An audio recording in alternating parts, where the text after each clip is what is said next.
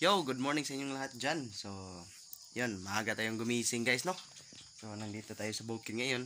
Kasi mag-new arrival po kami doon po sa Okay. Yun, kasama ko yung aso na gumising na maaga. At kasama ko din yung my loves ko na gumising na ding maaga. Oh, natulog pa dahil. Yan po.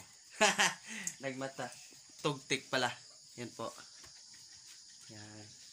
So, nagpapahinga muna siya kasi alam nyo na, may baby na po siya. Kaya, yun, mga challenge na hindi nagawa namin is, pasensya na po kayo sa nag-request kasi hindi na kaya niya. So, medyo, ano po, kasi mga ka-vlogs medyo, hindi na siya masyadong malakas. Nagtitigom po siya ng lakas para po soon, doon ibubuga yung mga lakas niya. Kaya ngayon is pahinga siya ng matagal. Yan po.